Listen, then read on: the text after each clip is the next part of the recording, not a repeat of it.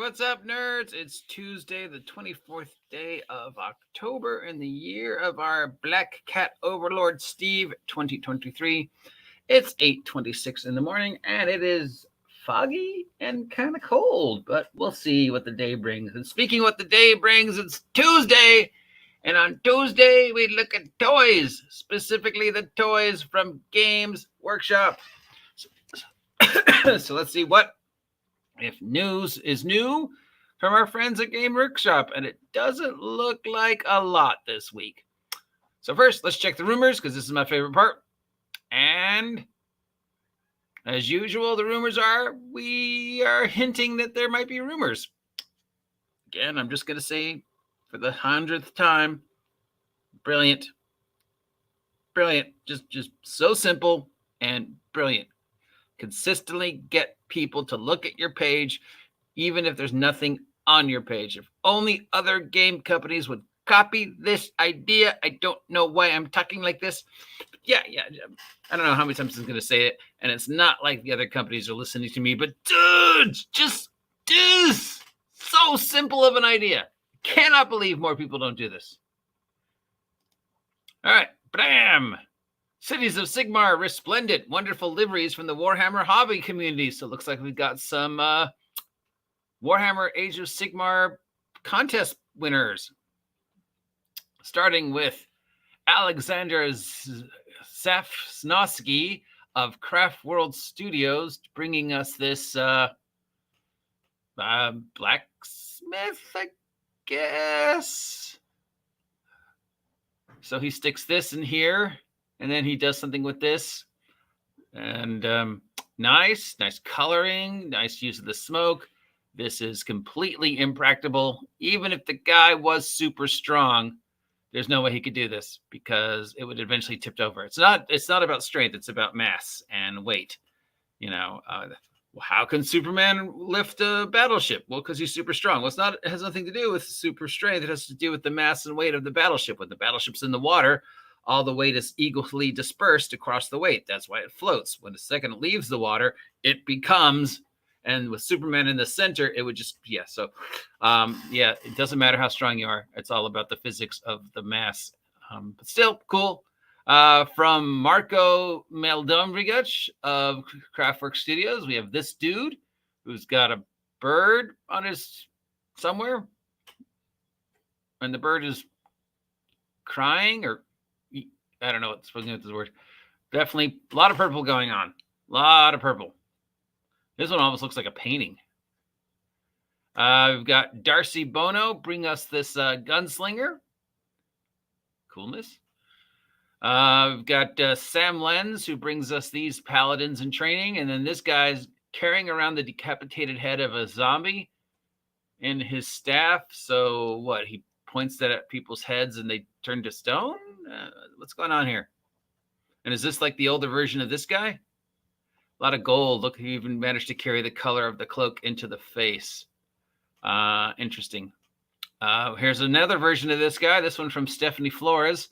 Went for an alternate color, much for a brighter version. Again, pretty cool. And then here's this one again from Tiffany Cosett. Same dude, looking much more weathered. Old adventurer carrying a shield around.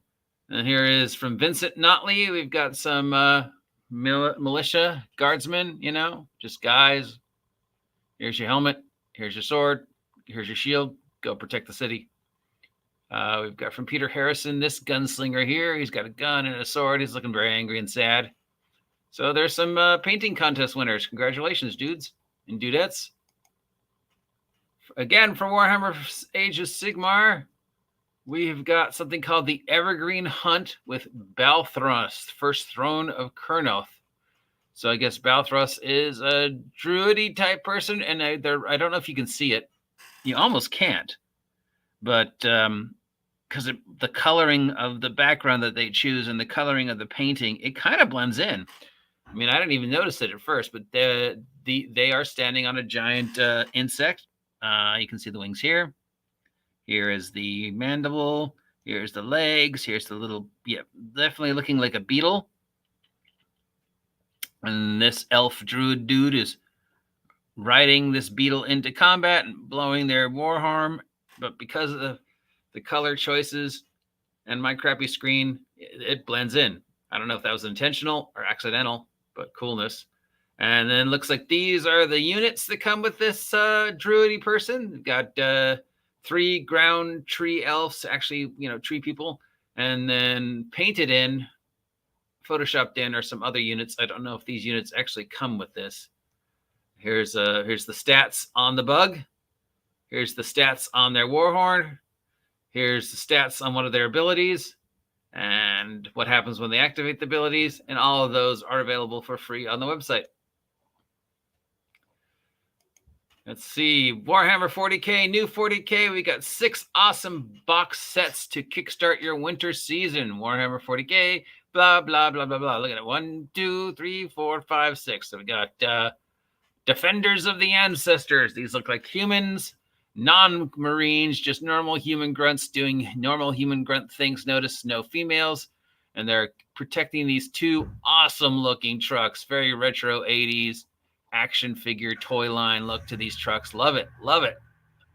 Then we've got the Beast Stampede. Interesting color choice. White and greenish. Can't really see them. Not a great picture, but looks like some type of bestial orky type people charging in, and they're riding some kind of beasts. Then we've got the Cadian, not Canadian, but the Cadian Defense Force. This one looks a little bit more early 90s with the tanks and the G.I. Joe look and the green. Again, you really can't see the detail in these guys. But looks more like, standard military World War II unit. So that's obviously what the look they were going for. Here we have the Space Marines, classic blue, clunky armor, might or might not be a female in there. And then we've got the Onslaught Swarm. This is the bad guys. Looks like there's some photoshopping in here. And then we've got the Exalted of the Red Angel. Don't know who these dudes are, but apparently they travel around with some kind of demon. So it looks like an army of maybe bad guys traveling around with this demon. These pictures are not good, guys. Whoever took these, you really can't see any of the details. That's kind of sad.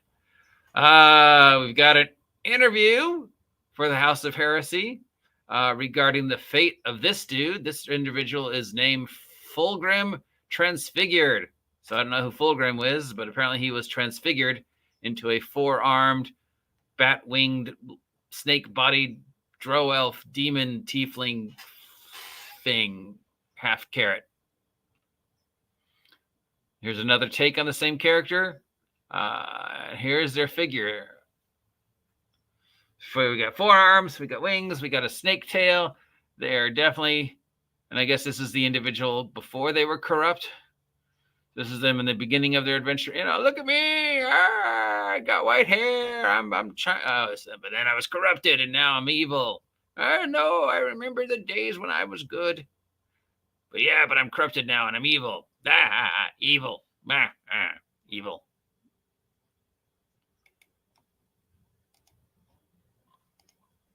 So if you want the story of this guy's corruption and how they became a bad guy, it's on there. And then here is the Sigmar.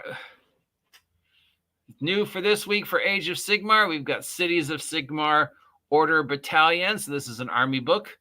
We've got Cities of Sigmar stickers. We've got Lioness on the Perch. Her name is Thalia Verda, and she is riding a giant winged lion. She is badass, a manticore. Her, and look at her. She's like, yeah, look at me. I'm badass. I'm riding a lion. And then this dude is like, ha, ha, ha. I see your lion. This is Pontifex Zenstra, Matriarch of the Great Wheel. And they are on a palanquin being pulled by 2 monks. And look at all this stuff they got going on. They're like, I see your lion, and I raise you this. And then we've got Free Guild Cavalier Marshal, who's like, I couldn't afford anything cool. I just got a horse and a flag. And the horse is like, dude, I am cool. And then we've got these 2 again. This Free Guild Marshal and Relic Envoy. Somehow I don't think a dude carrying around a staff with a decapitated head is a good dude.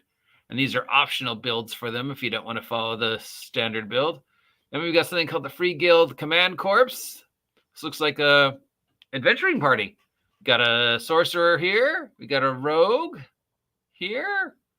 We got a fighter here, and then maybe a cleric over here, and a man-at-arms or another fighter over here. And then I guess this is maybe the magic user's pet, or maybe one of these are a cleric. Yeah, maybe this is a fighter. Maybe that's the cleric, another fighter, and that's their pet. Maybe the necromancer and the spellcaster's pet. The spellcaster looks awesome. The painting does not do him justice, but yeah. And then he's got the zombie sitting next to him, and the zombie's just like looking down the sword, going, "I don't understand." That dude looks cool. And yeah. For Necromunda, we got a new book coming out called Ruins of Jarldin. We've got these guys still. They're still trying to push these dudes. These are just awful. We've got some new tactical cards for Necromunda. We got some new stickers. We've got a unit of whatever these are supposed to be. I think a psychic dude and 3 really weird looking robots. Got some bits and bobs for you people who like to mod. And we've got some new stuff coming up for Warhammer. And that's about it. Slow week for toys from the realm of Games Workshop. I've also posted a link to a 2-hour interview between some huge Warhammer fans that was sent to me by my friend Cal. So if you want to listen to people talk about the in-depth history of the world of Warhammer, there's a link down below to these dudes who just spend 2 hours pontificating on their love. Sadly, neither of them are Henry Cavill, because, you know, let's face it, if we wanted to hear somebody talk about Warhammer for over an hour, it would be Henry Cavill or somebody else cool, like Shayna Baszler. She plays Warhammer. So, yeah. If any of these sound like something you want to pick up, head on over to your local Games Workshop location, and look into buying some Warhammer. Remember, the first one's free. See you next time.